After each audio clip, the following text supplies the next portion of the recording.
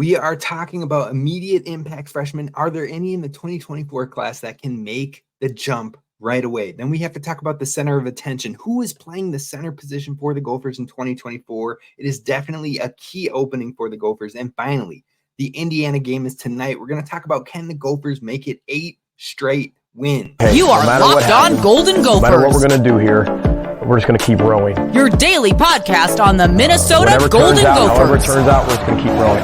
Part of the Locked On Podcast Network. Your team every day. We're just going to keep rowing, and keep rowing.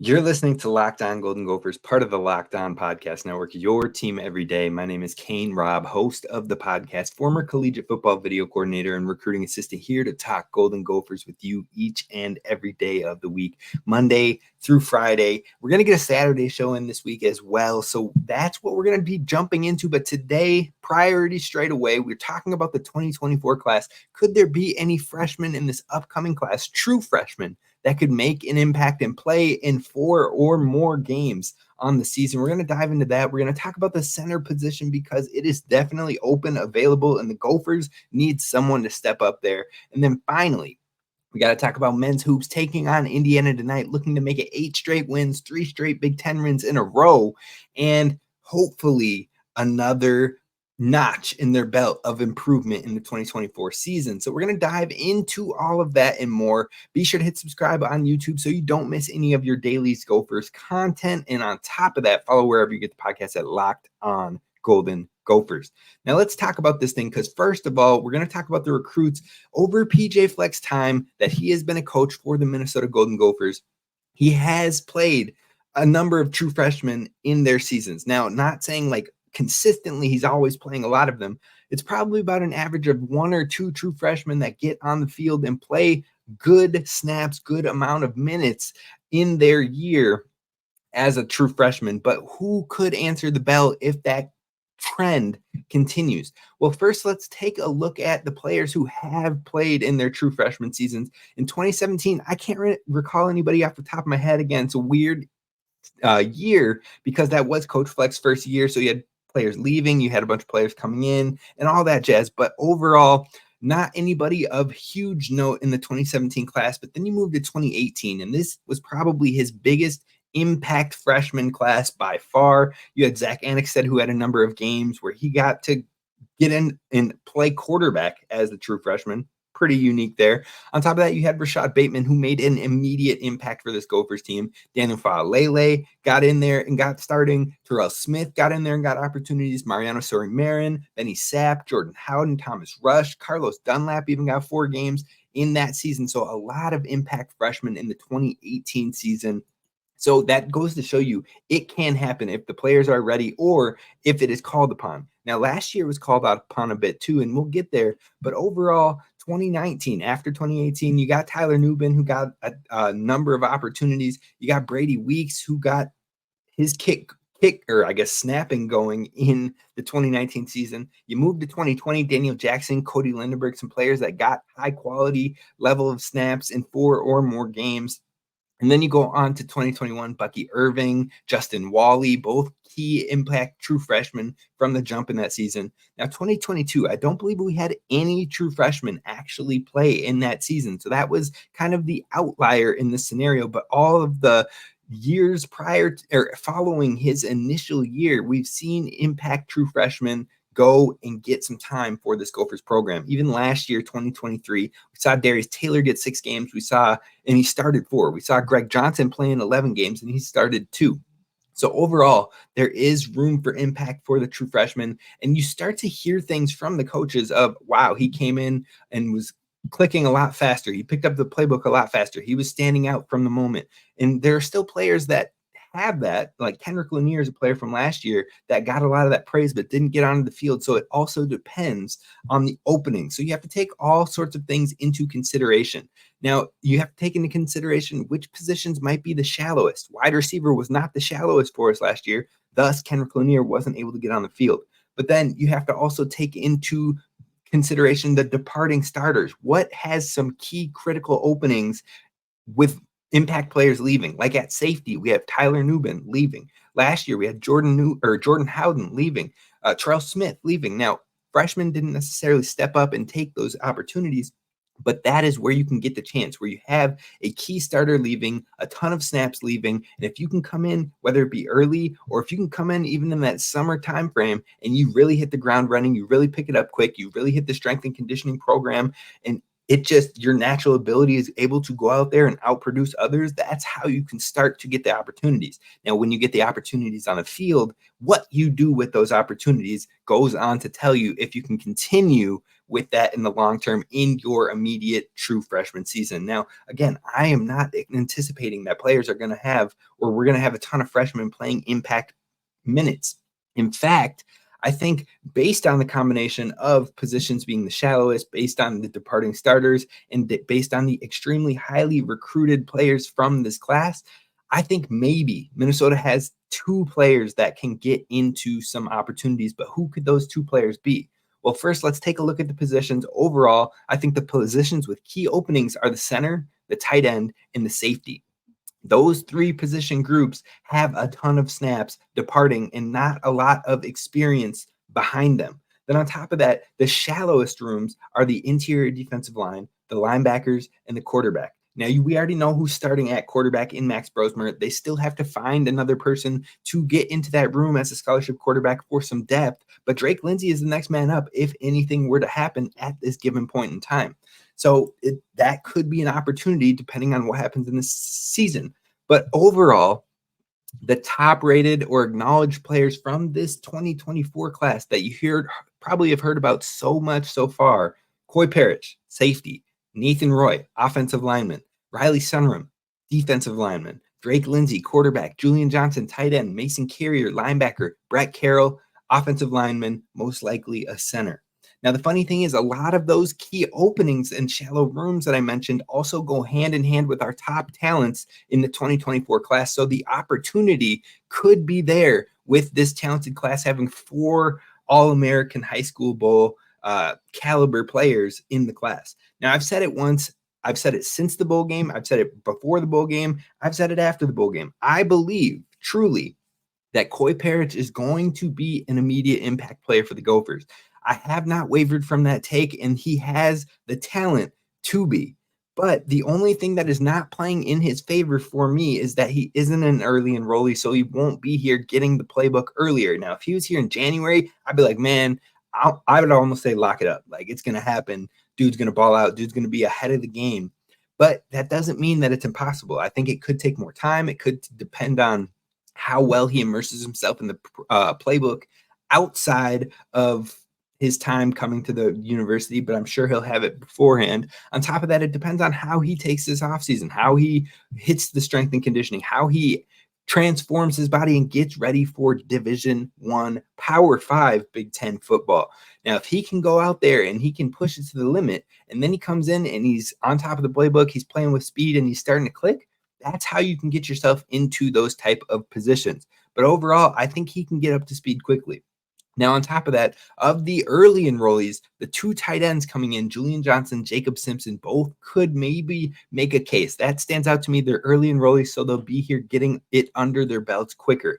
That being said, tight end is typically a position that you need to put on weight. You need to get stronger. You need to be able to learn the blocking fundamentals. You have to learn the route concepts and also be able to play up to the speed. That is a lot of things working against you as a true freshman needing to learn. So I don't know if I would count either of the 2 tight ends in that category of making an immediate impact, but there are a lot of snaps departing with Tristyn Spann-Ford going to the NFL.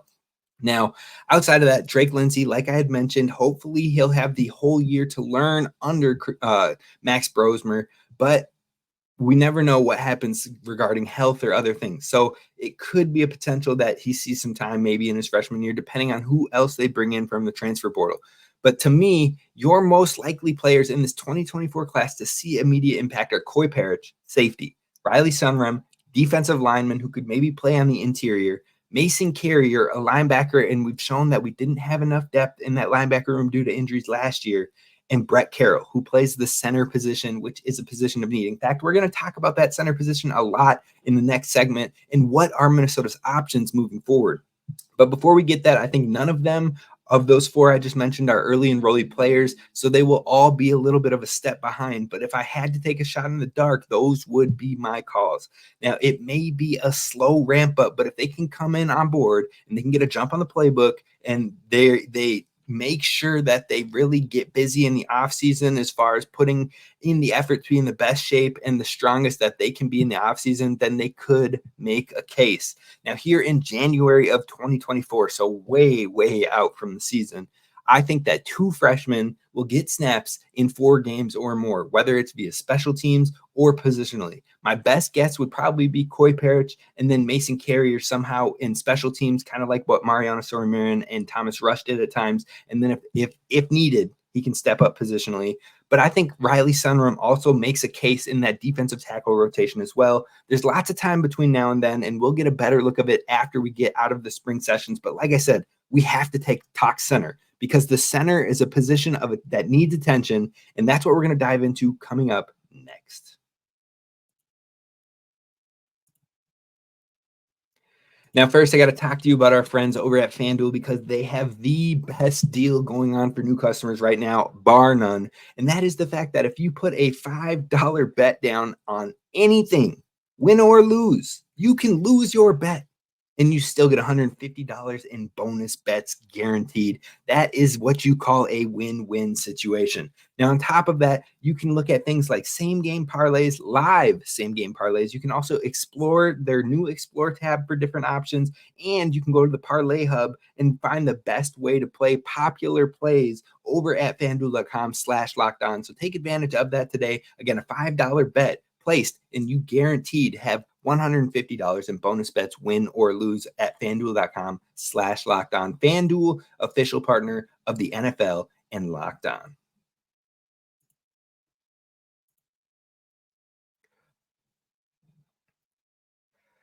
All right, Gophers fans, let's talk about the main thing of choice right now, and that is the center, because the center is the thing of attention in my eyes. It might be the most important thing that the Gophers have to get answered this offseason. Now, yes, backup quarterback is important. Yes, players stepping up are important. Yes, Max Brosmer getting this offense clicking in the passing game is super important, but it all starts with the man who touches the ball first, and that is the center, who also is the communicator on that offensive line, and he helps dictate things. He helps point things out. He helps establish that chemistry and that connection with the quarterback, delivering the ball on time, whether it be in the shotgun or whether it be under center. All that on top of also being in the blocks at the right time and hanging with some of the big interior defenders in the entire conference.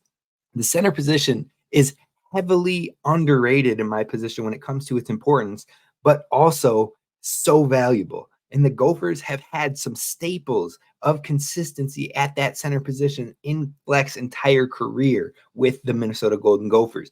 And John Michael Schmitz leading the way, being a second-round pick and now being the center of the New York Giants. He held it down for a majority of the time here, but you've also got Nathan Bowe, who was with him every step of the way and had a 6th year of experience to come in and be the starter and be consistent. And he had played in other flexible positions on the line as well, but he knew the culture, he knew the offense, he knew the calls, he could make it all happen. The Gophers don't have anything like that anymore. In fact, most of the snaps in the entire practices we got to see last year in the spring, in the fall, and what have you, we saw it from Nathan Bowe and we saw it from Carter Shaw. Those two took probably at least 85 to 90% of the snaps in any practice session that we were able to see as media, as fans, or anything of the sort. Now, on top of that, the only other player I saw take a single snap, and it was usually with the third teams, was Cade McConnell. So it's definitely a name you're going to want to know, because he's definitely going to be a guy in the conversation for Minnesota. I believe he came from the 2022 class, so he will be a redshirt sophomore next season. Now, on top of that, I did hear that Jerome Williams was potentially looking at that center position. He was a 4-star guy coming in from the 2023 class. He redshirt last year. He was not an early enrollee, so he got involved with the Gophers as the fall began. But he has a lot of upside. He was an interior offensive lineman, young in his career, comes from Osseo. And so he had played in some big football games before, but he was still definitely grasping the playbook. He was still getting up to speed. He's still putting on weight. And so I don't know where he's at in that development process when it comes to the center position, but those two names are probably the leading names on the current roster that I've seen so far. And that's just what I've seen and heard. Could someone with experience maybe kick over to the center position? It's possible. I'm not going to rule that out. Could like a Tyler Cooper take it on this spring and offseason? Maybe. Could someone else fit the role? Maybe. I don't know. Could Greg Johnson shift over? There's a lot of unanswered questions, and I won't put players that I've never seen or even heard that they were working with the center position into that until we hear more. So right now, I see Cade McConnell and Jerome Williams as the two current players on the roster that could maybe put their names into that conversation. Now, both of them have a ton of eligibility, and neither one of them has seen or played a single snap of college Division I football yet. On top of that, you've got a 2024 commit coming in who is an All-American Bowl selected player. He played center in high school. He's seen as the center of this program. They recruited after him. They talked about what they did with John Michael Schmitz to Brett Carroll. And so Brett Carroll is a player that I think could come in and potentially make an immediate impact. We talked about that in the first segment, but the reason why it could possibly be real is really because of that positional need on top of how hard they recruited after him and his connection with Coach Callahan. That could be huge because if he can get a jump on it all, and he's a very intellectual kid, we had him on the show here, I think he could get ahead of the curve. I'm not going to put any type of pressure on a true freshman like that because playing as a true freshman on the O-line is difficult in itself. But when he goes to the All-American Bowl and he gets measured out, he measures out at 6'3", 300 with a 34 plus inch arms. And then on top of that, 10-inch hands. Like, he's got the size to do it. And that's the first part. I mean, usually you want to get guys into shape and get them stronger and whatnot. But he's a state champion wrestler. He's a state champion in track and field as far as throwing goes. This dude has it going for him. So I am extremely excited about it. But again, it's a lot to put on a true freshman. So those are your probably three current options unless somebody else shifts from that Gophers depth, maybe an Ashton Beers or something like that. Now, again, I'm not going to put that out there or like guess on that until I've at least heard that things are trending that way or that person is getting snaps in that direction. So the three at the top of my list right now, Cade McConnell, Jerome Williams, and Brett Carroll. Now, that's a ton of young players putting a lot of pressure on them, especially when you have a lot of experience coming back on the offensive line. Ariante Ursery, who was one of PFF's highest graded tackles in the entire nation last year. You've got Quinn Carroll coming back, Tyler Cooper coming back, Martez Lewis and Greg Johnson coming back. All five of those players started games at some point last season. So all of them bring a ton of experience to this offensive line, but the thing that is missing is the center. You see why I think it is a huge, key, critical piece for the Gophers 2024 season. Now, when you look at the transfer portal, initially I was like, maybe they'll go into the transfer portal, grab like a fifth-year senior guy and have him lead the charge as these younger players really get experience under their belt. Well, it's tough because most of the options that you will find in the portal at this point are going to be younger players, redshirt freshmen, redshirt sophomores, maybe a redshirt junior occasionally who haven't got time or experience thus far and are looking for a transfer opportunity. So Minnesota already has that on the roster that's been working in the system. So why would you go take someone like that when you have that on the roster? Now, on top of that, Minnesota has usually, when it's looking through the portal for offensive linemen, been in search of someone who has had their quality snaps with a high-level group like Chuck Filiago with Michigan or Quinn Carroll with Notre Dame, or has played a ton of snaps at a lower level like a Carter Shaw at Utah State. Now, if you look at Coach Fleck's time here with the Gophers, those three, I believe, are the only three offensive linemen he has taken from the portal. So that is a tough criteria to meet, and I don't think you're going to find that anymore in this transfer portal. Now, that said, when you look at the transfer portal, it looks picked over, plain and simple. And the more I look at it, the more sense it doesn't make to bring someone in, but more so to look at what you have in-house. So which young guy could answer the call or which veteran could step in seamlessly and carry the load?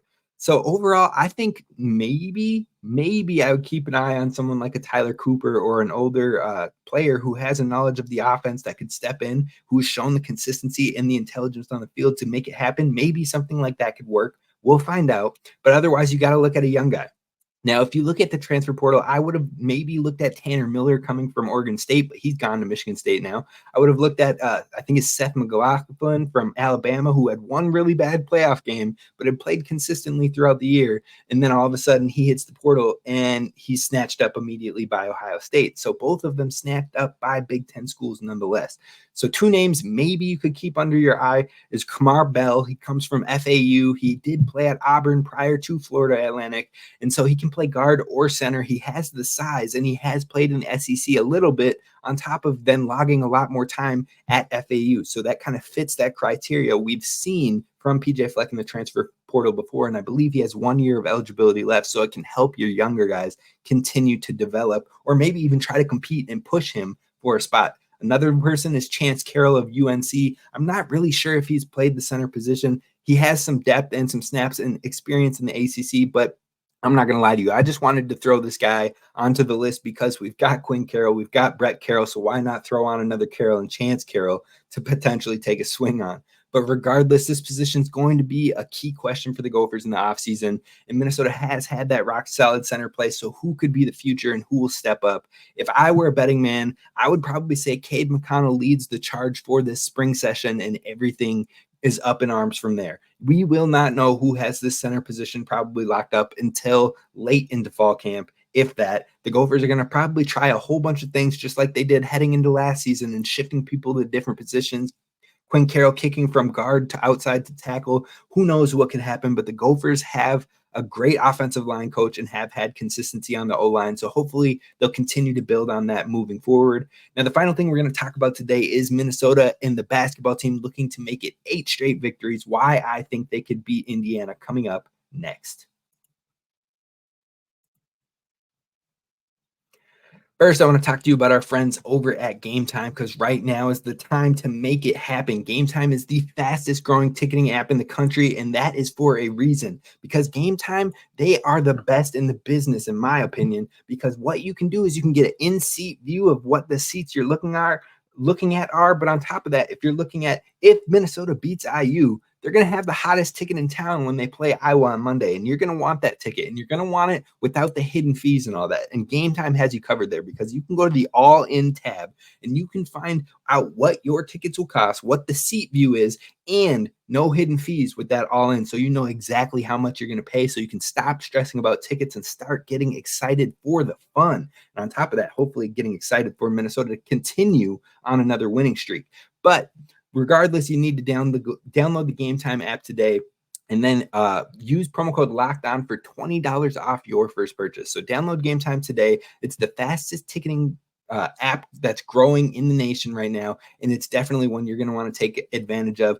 Gametime, last minute tickets, lowest price guaranteed.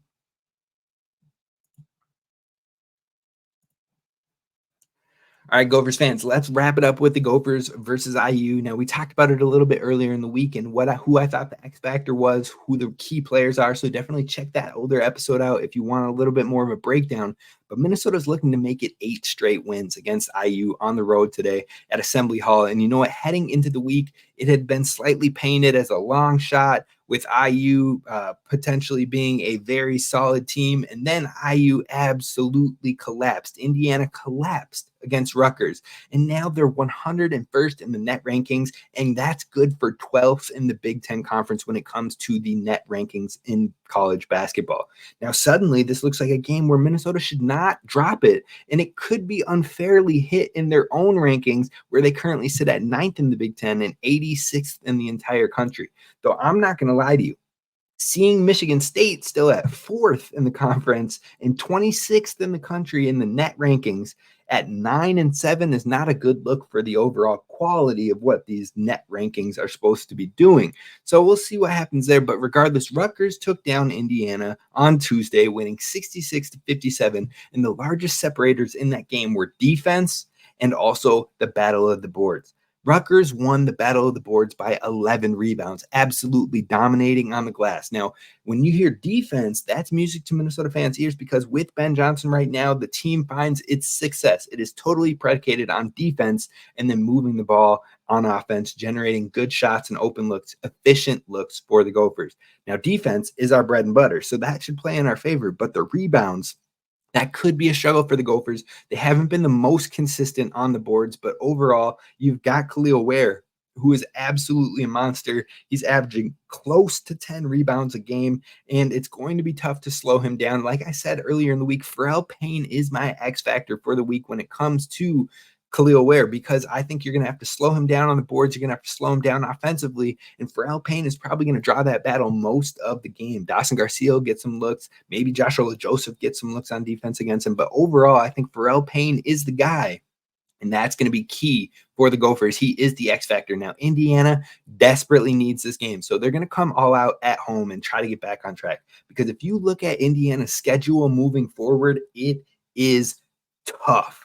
I mean, on top of once you play this Minnesota game, your next 3 games for Indiana are versus number 1 Purdue, number 15 Wisconsin, and number 10 Illinois. That is a gauntlet. So Coach Woodson's definitely going to know that he needs to win this Minnesota game and then hope to pull an upset in the next few, because if you don't, if you drop Minnesota and then you run that gauntlet and get swept in all 3 of them, you're looking at an 11-9 record as you head towards February.